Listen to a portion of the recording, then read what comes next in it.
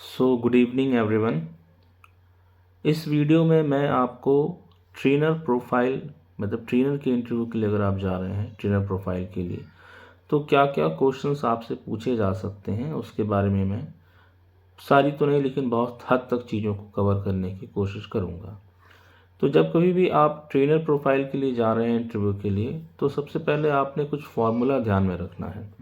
वो फार्मूला होता है थ्रूपुट का फार्मूला, एट्रेशन का क्या फार्मूला है, जो फर्स्ट अटैम्प्ट पास यानी कि FAP है उसका क्या फार्मूला होगा, सेकंड अटैम्प्ट पास SAP उसका क्या फार्मूला है, फेल्योर हम कैसे कैलकुलेट करेंगे, उसके बाद इसका क्या टारगेट होता है, कितना टारगेट है, यही टारगेट आप ट्रेनर के KPI में ऐड होता है। ठीक है, तो अगर मैं फार्मूला की बात करूं यहाँ पे थ्रूपुट पहले आता है कि कितना थ्रूपुट चल रहा है हमारा, यानी कि अगर मैं बैच ले रहा हूं तो उस बैच में जो मेरे सर्टिफाइड हो रहे हैं एडवाइज़र वो कितने परसेंट हो रहे हैं, वही मेरा थ्रूपुट है।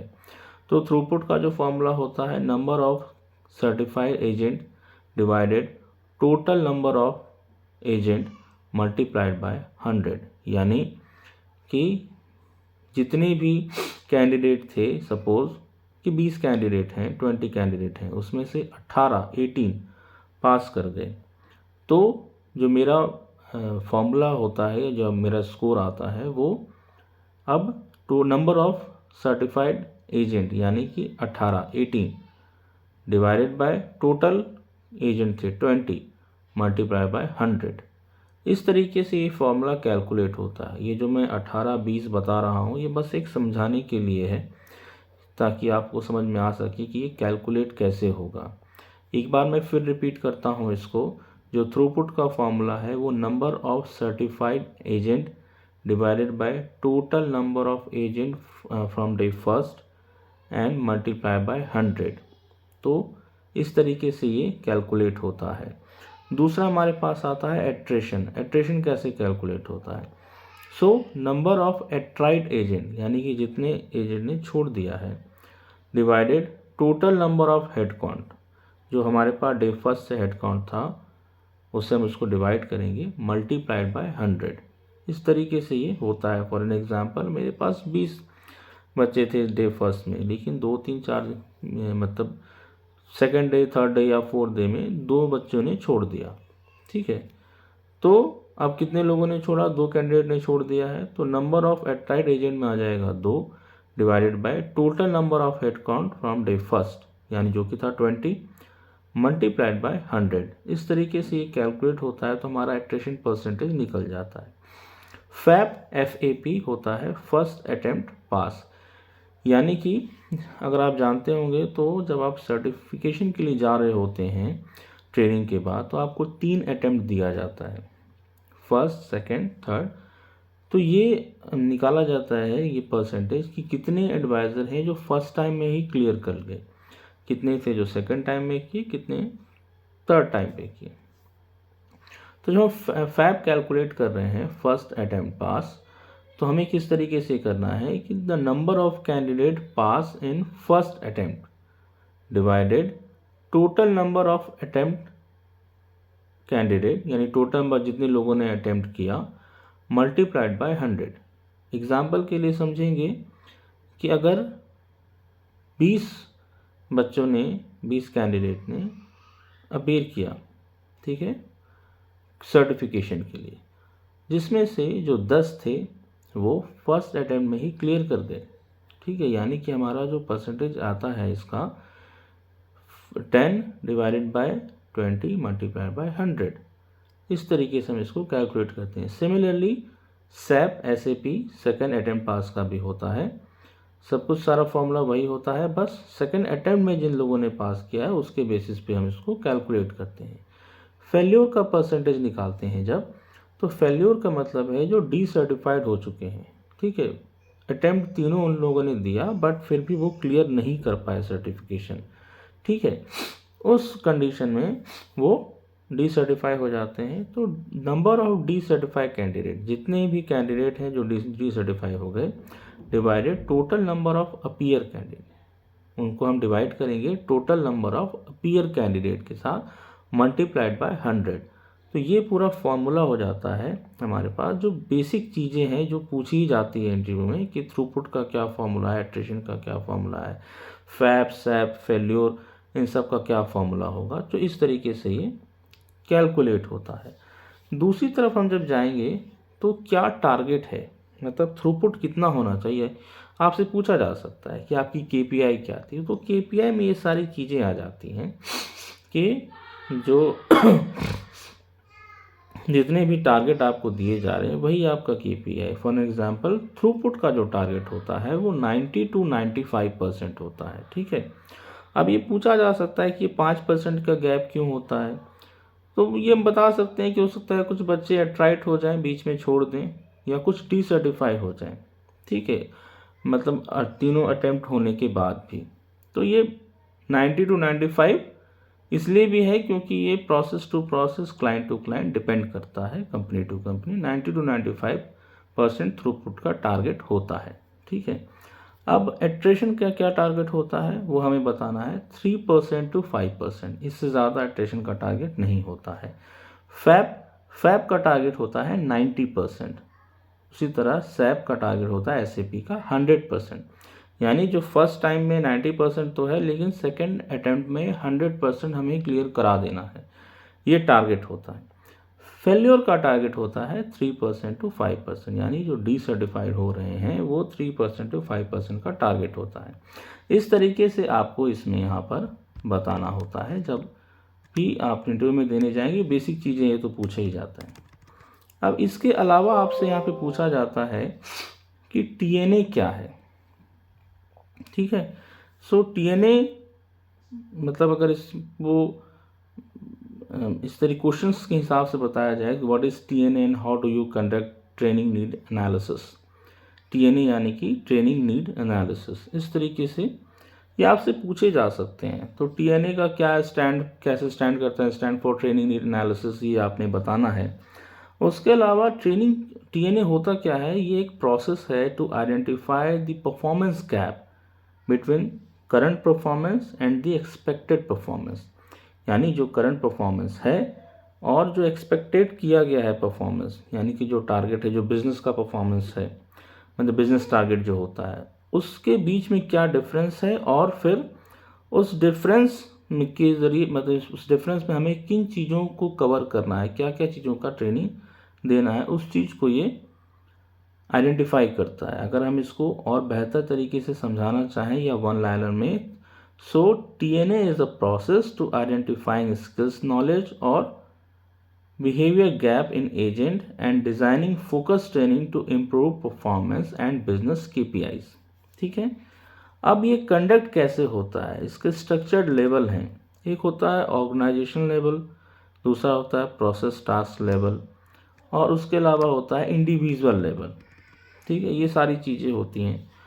अब इसको पूछा जा सकता है आपसे कि टीएनआई करने के लिए आप किन किन टूल्स का यूज़ करेंगे। सो टीएनआई करने के लिए बेसिकली जो कॉल मॉनिटर किए जाते हैं क्यूए की तरफ से, वो आपको रिपोर्ट आता है डैशबोर्ड, आप उसमें से वो चीज़ें निकाल सकते हैं। उस रिपोर्ट में ही आपको परफॉर्मेंस डैशबोर्ड मिलता है। एक सीसैट की रिपोर्ट आती है, अगर ये इनबाउंड प्रोसेस है जहाँ पे सीसैट मैटर कर रहा है, तो एक सीसैट की रिपोर्ट आती है, या टीएल का फीडबैक हो गया, प्री और पोस्ट जो असेसमेंट हुए हैं, जो आप पीकेटी कराते हैं, उसके ज़रिए भी आप इन चीज़ों के बारे में पता लगा सकते हैं। अब आपसे इंटरव्यू में ये भी पूछा जा सकता है कि आफ्टर टीएनए आपका क्या एक्शन प्लान होगा। सो बेस्ड ऑन फाइंडिंग जो हमें मिला, ये सारी चीज़ों करके जो हमें मिला, उससे हम क्या करेंगे, डिज़ाइन टारगेटेड ट्रेनिंग मॉड्यूल्स बनाएंगे, ठीक है। हम रिफ्रेशर कोचिंग है वो कंडक्ट करेंगे, अलाइन करेंगे ट्रेनिंग विथ मेजरेबल केपीआईज, जो भी केपीआईज हैं। उसके बाद इम्प्रूवमेंट को हम ट्रैक करेंगे, पोस्ट ट्रेनिंग परफॉर्मेंस इम्प्रूवमेंट को ट्रैक करेंगे। इसी को कहा जाता है एफिकेसी, प्री और पोस्ट जब हम एफिकेसी शेयर करते हैं। अगर आप पीपीओ से रिलेटेड हैं तो आपको इन चीज़ों के बारे में पता होगा। अब ये सब करने के बाद रिजल्ट क्या आता है, हम क्या एक्सपेक्ट करते हैं result. So improving agent performance, reducing error और aligning training with business goal, ये सब चीज़ों का रिजल्ट हम इससे एक्सपेक्ट करते हैं कि जब हम ये सारी एक्टिविटी करें तो हमें ये आउटपुट मिले उसका, ठीक है। अब यहाँ पर आपसे TNI के बारे में भी पूछा जा सकता है। पूछा क्या जा सकता है, पूछा ही जाएगा, ये क्योंकि ये बेसिक चीज़ें होती हैं। एक तो होता है TNA, दूसरा होता है TNI। TNI क्या होता है, प्रोसेस है ये आइडेंटिफाई करता है स्पेसिफिक ट्रेनिंग नीड को, ठीक है। स्पेसिफिक स्किल्स कहाँ पर हमें ट्रेनिंग की रिक्वायरमेंट है उसको आइडेंटिफाई करता है। फॉर एन एग्जांपल, अगर हमें क्वालिटी की तरफ से इंफॉर्मेशन आ रही है कि फ्लोर पे मल्टीपल्स ये मतलब प्रॉब्लम्स चल रहे हैं कि सभी एडवाइज़र ओपनिंग में प्रॉब्लम कर रहे हैं, ओपनिंग या तो लेट हो रही है या फिर इनकरेक्ट हो रही है, तो हमारा जो TNI होगा वो एक स्पेसिफिक ट्रेनिंग स्किल्स पर होगा। यानी कि जो हमारा TNI चल रहा है वो चलेगा सिर्फ कॉल ओपनिंग को लेकर, ठीक है। क्योंकि जो हमें मिला है इंफॉर्मेशन रिपोर्ट के ज़रिए वो यही है कि जो एडवाइज़र्स हैं वो ओपनिंग में डिले कर रहे हैं, या फिर कुछ और कोई भी टॉपिक हो सकती है, ये ऑब्जेक्शन हैंडलिंग में हो रहा है, तो हमारा जो TNI होगा वो ऑब्जेक्शन हैंडलिंग होगा, क्योंकि ये एक स्पेसिफिक स्किल्स पे, स्पेसिफिक एरिया पे हाईलाइट कर रहा है। तो TNI ये होता है द प्रोसेस टू आइडेंटिफाई कि हमें पर्टिकुलर स्पेसिफिक किस चीज़ की ट्रेनिंग करनी है या देनी है ट्रेनिंग, ठीक है। इस तरीके से होता है। अब ये इसका सोर्स क्या है TNI का, बेसिकली वो QA के ऑडिट रिपोर्ट होता है, कॉल लिसनिंग फीडबैक है, KPI डैशबोर्ड जिसमें कि CSAT, AST, FCR first call resolution जिसे हम कहते हैं, फिर TL मैनेजर फीडबैक हो गया, कस्टमर की कंप्लेंट्स हो गया, असेसमेंट स्कोर्स हो गया। इन सब चीज़ों के ज़रिए हमें ये सारा ये सोर्स होता है, इससे ये पता चलता है कि कहाँ पर TNI की रिक्वायरमेंट है, ठीक। अब एफिकेसी जो बता रहा था मैं कि व्हाट इज़ रिफ्रेशर एफिकेसी। अब रिफ्रेशर एफिकेसी क्या है कि सपोज एक बॉटम क्वार्टाइल मैनेजर BQM होता है, अब ये दिया गया ट्रेनर को, ठीक है, भी इन चीज़ों में ये डिफेक्ट हो रहा है।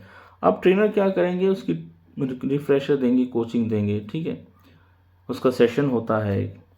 तो अब वो एफिकेसी कैसे पता चलेगा, वो कैलकुलेट कैसे होता है, उसको कैलकुलेट करने के लिए जो मेरा पोस्ट परफॉर्मेंस है, यानी जो हमने ट्रेनिंग दिया या कोचिंग हम दे रहे हैं उसके पहले का जो परफॉर्मेंस है माइनस जो प्री परफॉर्मेंस है।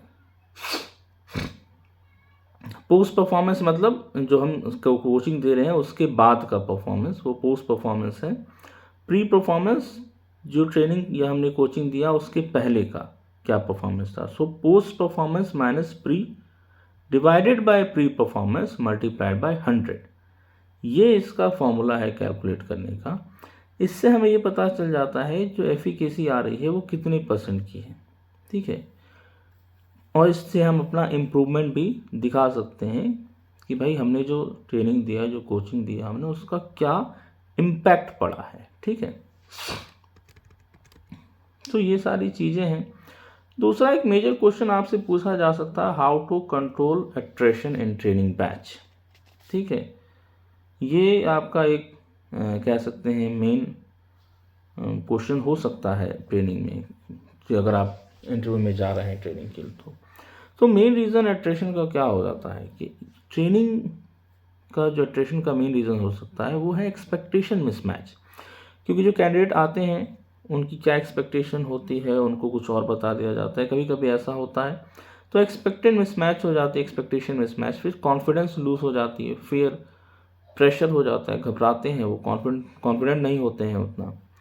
तो इसका सोल्यूशन क्या है कि हमें एक राइट एक्सपेक्टेशन सेट करना है, ठीक है। स्ट्रॉन्ग ट्रेनी और ट्रेनर का कनेक्शन होना चाहिए, सिंप्लीफाई करना है ट्रेनिंग मॉड्यूल को, छोटा छोटा ट्रेनिंग मॉड्यूल रखना है ताकि बच्चों को समझ में आ सके, और उनके कॉन्फिडेंस को बिल्ड करने के लिए हमें इजी इंटरेस्टिंग टास्क करनी है, ठीक है, कुछ कुछ क्विज करना है जिसमें वो इंटरेस्ट ले सकें, और फिर उस तरीके से हम उनको वहाँ पे मोटिवेट कर सकते हैं। इसके अलावा और भी मल्टीपल क्वेश्चंस हैं, जैसे ट्रेनर के KRA KPIs क्या होते हैं, how do you prepare RAG, how do you analyse your batch to prepare RAG. इसके अलावा वाई रैग इज़ इम्पॉर्टेंट, फिर your activity apart from training in batch. और क्वेश्चंस में जाए तो what challenges and difficulties have you faced as a trainer. इसके अलावा how you handle behaviour issue, ऐसा होता है कुछ बच्चे होते हैं ट्रेनिंग में, आप देखेंगे वो थोड़ा उनके साथ बिहेवियर इशू होता है, तो ये क्वेश्चन होता है कि आप किस तरीके से उसको हैंडल करते हैं बिहेवियर इशू को। इसके अलावा how will you manage if ops team asking for clear batch as soon as possible, क्योंकि देखिए बैच जो लगाया जाता है वो ऑप्स के रिक्वायरमेंट, ऑपरेशन टीम के रिक्वायरमेंट के बेसिस पर ही हायरिंग होती है और वो फिर ट्रेनिंग चल रहा होता है। तो हो सकता है कभी कभी ऑपरेशन टीम ऐसा कहती है कि नहीं मुझे बैच जल्दी चाहिए, फास्ट ट्रैक ट्रेनिंग होनी चाहिए। तो जब भी आप इसका आंसर है तो इस बात का ज़रूर ध्यान में रखें कि आप ये एक लाइन ज़रूर ऐड कर दें इसका आंसर देते समय कि जो क्वालिटी है वो कॉम्प्रोमाइज़ नहीं कर सकते हैं। तो इसका आंसर इस तरीके से आप देंगे कि अगर कभी बताया जा रहा है आपको कि मुझे batch as soon as possible चाहिए या फास्ट ट्रैक में बैच चाहिए, तो हम क्रिटिकल चीज़ों को कवर करेंगे। इसमें जो क्रिटिकल चीज़ें हैं प्रोसेस की वो सारी चीज़ें कवर करेंगे, बट मेक श्योर हम इस चीज़ को ध्यान रखेंगे कि जो क्वालिटी है वो कॉम्प्रोमाइज़ ना किया जा रहा हो। और मैं ये भी रिक्वेस्ट करूँगा मैनेजर से या ऑप्स टीम से कि एक डेडिकेटेड एसएमईज अलाइन किया जाए उन बच्चों के लिए जिसको हमने फास्ट ट्रैक ट्रेनिंग दी है, ताकि उनको इंस्टेंट हेल्प मिल सके कॉल पर। ठीक है। What you will do if trainee are not interacting और पार्टिसिपेटिंग योर बैच, ऐसा एक मेजर कंसर्न होता है कि भाई आप ट्रेनिंग दे रहे हैं, 10 बच्चे बैठे हैं, 20 बच्चे बैठे हैं, ठीक है, तो फिर आप कैसे, मतलब कुछ ऐसे बच्चे होते हैं जो इंटरेस्ट नहीं ले रहे हैं, कोई इंटरेक्ट नहीं कर रहे हैं, किसी भी चीज़ में पार्टिसिपेट नहीं कर रहे हैं, आप उनको कैसे मोटिवेट करेंगे और कैसे मतलब एक ही वे में लाएंगे उसको, ये क्वेश्चंस आपसे पूछे जा सकते हैं। फिर few of the training enable to understand the process, what will you do, how do you train people with different training abilities, training fail the assessment repeatedly, what you will do now. तो ये सारी चीज़ें जो basic questions हैं जो आपसे पूछे जा सकते हैं। ठीक है, इसमें कुछ सिनेरियोज बेस्ड क्वेश्चन भी हैं जो कवर किए गए हैं और जो फॉर्मूलाज थे वो मैं इसमें कवर किया हूँ। सो इस तरीके के क्वेश्चंस आपसे पूछे जा सकते हैं, आप इसको प्रिपेयर करें। और अगर आप ट्रेनर प्रोफाइल के लिए इंटरेस्टेड हैं या उसके लिए जाना चाह रहे हैं इंटरव्यू के लिए, तो ये काफ़ी यूज़फुल होगा आपके लिए। आई होप आपको ये पसंद आया होगा। कोई भी क्वेश्चन है, कोई डाउट है तो ज़रूर आप मुझसे पूछें। Thank you so much.